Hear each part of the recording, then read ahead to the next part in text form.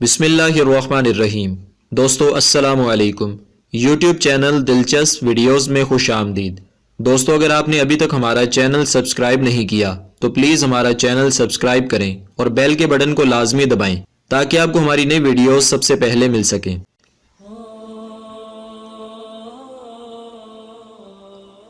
قارون حضرت موسیٰ علیہ السلام کے چچا یسہر کا بیٹا تھا۔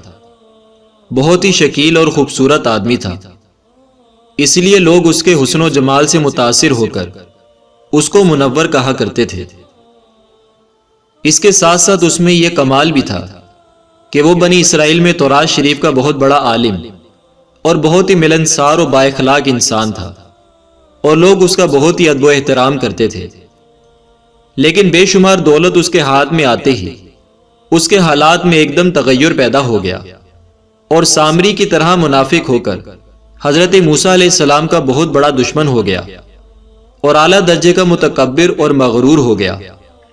جب زکوٰۃ کا حکم نازل ہوا تو اس نے حضرت موسیٰ علیہ السلام کے روبرو یہ عہد کیا کہ وہ اپنے تمام مالوں میں سے 1000واں حصہ زکوٰۃ نکالے گا، مگر جب اس نے مالوں کا حساب لگایا تو ایک بہت بڑی رقم زکوٰۃ کی نکلی۔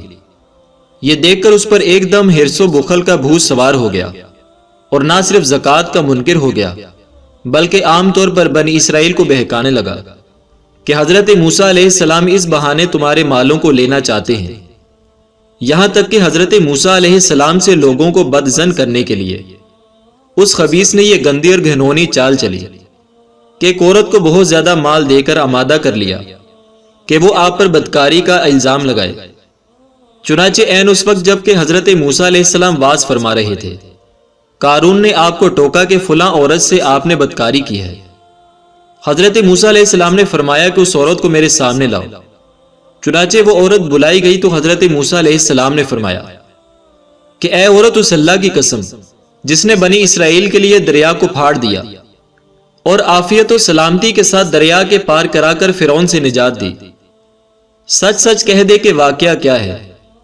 حضرت موسیٰ علیہ السلام کے جلال سے عورت سہم کر کانپنے لگی، اور اس نے مجمع عام میں صاف صاف کہہ دیا کہ اے اللہ تعالیٰ کے نبی، مجھ کو قارون نے کثیر دولت دے کر آپ پر بہتان لگانے کے لیے آمادہ کیا ہے۔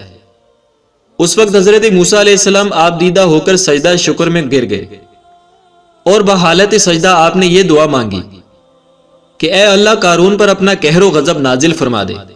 پھر آپ نے مجمع سے فرمایا کہ جو قارون کا ساتھی ہو وہ قارون کے ساتھ کھڑا رہے، اور جو میرا ساتھی ہو وہ قارون سے جدا ہو جائے۔ چنانچہ 2 خبیثوں کے سوا تمام بنی اسرائیل قارون سے الگ ہو گئے۔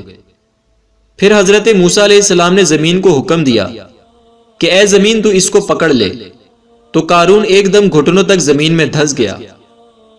پھر آپ نے دوبارہ زمین سے یہی فرمایا تو وہ کمر تک زمین میں دھس گیا۔ یہ دیکھ کر قارون رونے اور بلبلانے لگا اور قرابت اور رشتہ داری کا واسطہ دینے لگا، مگر آپ نے کوئی التفات نہ فرمایا، یہاں تک کہ وہ بالکل زمین میں دھس گیا۔ 2 منحوس آدمی جو قارون کے ساتھی ہوئے تھے لوگوں سے کہنے لگے کہ حضرت موسیٰ علیہ السلام نے قارون کو اس لیے دھسا دیا ہے تاکہ قارون کے مکان اور اس کے خزانوں پر خود قبضہ کر لے۔ تو آپ نے اللہ تعالیٰ سے دعا مانگی کہ قارون کا مکان اور خزانہ بھی زمین میں دھس جائے۔ چنانچہ قارون کا مکان جو سونے کا تھا اور اس کا سارا خزانہ سبھی زمین میں دھس گیا۔ دوستو، قارون کے خزانے کو قرآن کی زبان سے سنتے ہیں۔ اللہ تعالیٰ ارشاد فرماتا ہے کہ ہم نے قارون کو اتنے خزانے دیے تھے کہ ان خزانوں کی کنجیاں یعنی چابیاں ایک مضبوط اور طاقتور جماعت بامشکل اٹھا سکتی تھی۔ قارون کے خزانے کے واقعے کو اللہ تعالیٰ نے قرآن پاک میں پارہ 20 سورہ قصص کی آیت نمبر 76 میں بیان کیا ہے۔ دوستو، اس واقعے سے ہمیں درس ملتا ہے کہ اگر اللہ تعالیٰ مال و دولت عطا فرمائے تو اس فرض کو لازم جانے کہ اپنے اموال کی زکوٰۃ ادا کرتا رہے، اور ہرگز اپنے مال و دولت پر غرور اور گھمنڈ کر کے نہ اترائے، کیونکہ اللہ تعالیٰ ہی دولت دیتا ہے، اور جب وہ چاہے تو پل بھر میں دولت چھین بھی لیتا ہے۔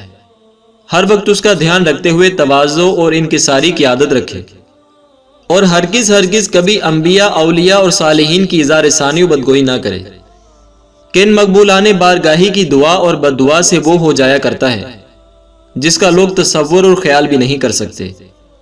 اللہ تعالیٰ کی پاک بارگاہ میں دعا ہے کہ اللہ تعالی ہمیں عمل کی توفیق عطا فرمائے۔ دوستو ویڈیو پسند آئے تو اسے لائک اور شیئر کریں اور ہمارا چینل سبسکرائب کرنا نہ بھولیے گا۔ شکریہ۔